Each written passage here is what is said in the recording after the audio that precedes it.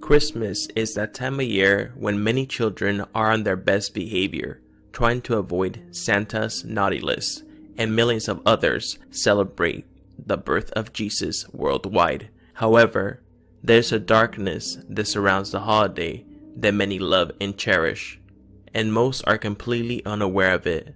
The darkness originates from the elements that make Christmas what it is today, from the origins of Santa and his devilish associate to the origins of Christmas Day itself, which originated from sin and mayhem. These are three of the most dark and sinister things about Christmas I bet you didn't know. Number 3. Many of you might know Santa Claus as a fictional character who originated from Saint Nicholas, who was known as the patron saint of children and gift bringer. And over hundreds of years and after many modifications, he became the jolly fella most kids know and adore today.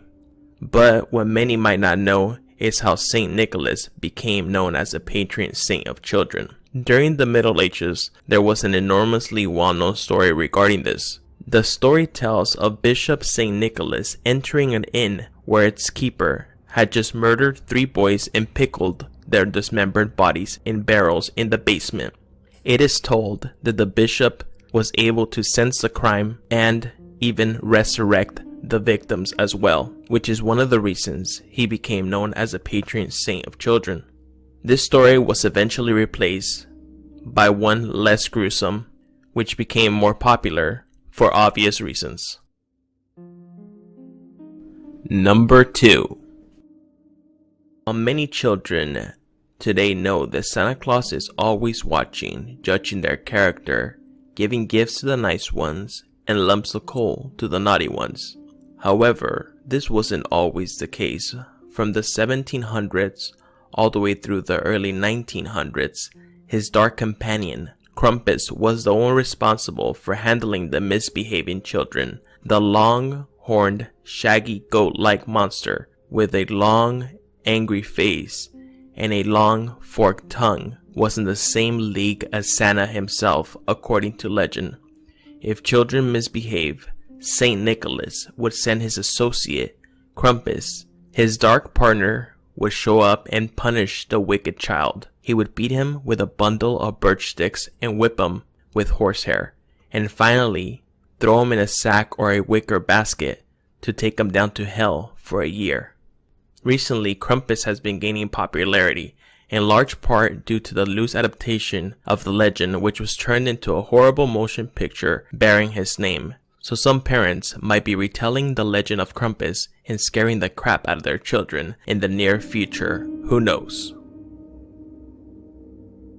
Number 1.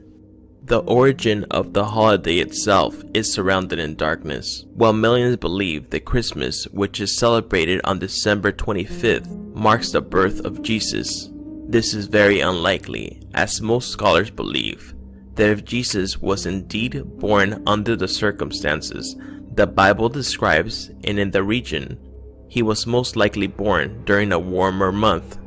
So, where do we get December 25th from then? From the pagan holiday called Saturnalia, which actually predates Christianity itself. Saturnalia was a week-long holiday that ran from December 17th through December 25th. During Roman times, they honored the god Saturn, which included human sacrifice, intoxication, naked women caroling, and rape, and much more. During these 7 days, there was no punishment for breaking any law, much like the modern movie The Purge. Christianity adopted Saturnalia in hopes of converting pagans into Christianity by promising they could still celebrate as Christians.